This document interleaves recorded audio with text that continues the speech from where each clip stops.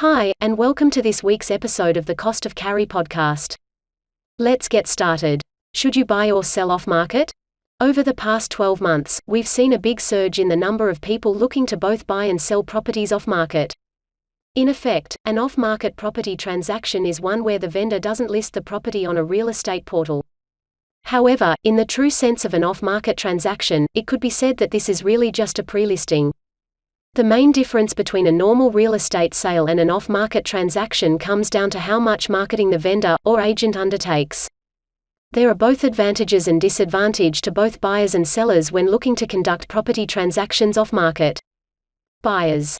The main advantage for a buyer when choosing to purchase a property off-market is price.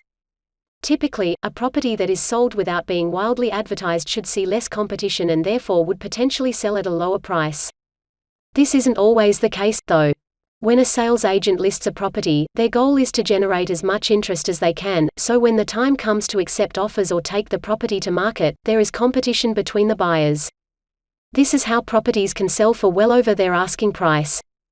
This competition is removed if a vendor looks to sell off-market, simply because the property is not getting the same level of exposure that it could get if it was listed on a real estate portal.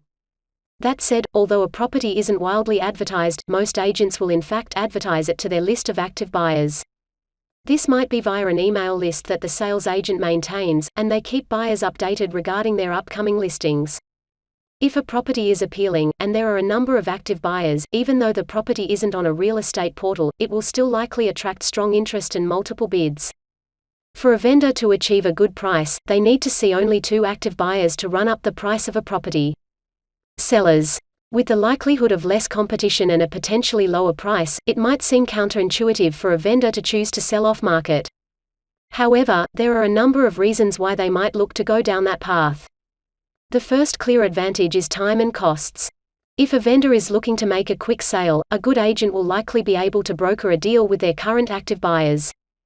This means the vendor won't be required to pay the high advertising costs that come with advertising through a real estate portal and the potentially long process of taking a property to auction. The other element to consider from the vendor's perspective is who the end buyer might actually be. As a general rule, owner-occupiers who are prepared to fight for a property are the types of buyers that will drive the price of a property higher. If the end buyer of a certain property isn't in that section of the market, then the upside might be limited. The best examples of this would be a development block or a home that needs a significant renovation. In these cases, the price is somewhat set by the ultimate end value of the renovated property or new development. Both renovators and developers should not be looking to overpay for these types of properties, and a good agent will be able to market the property to them directly. And that concludes this episode of the CostofCarry podcast. Thank you all for tuning in, and I'll see you in the next episode.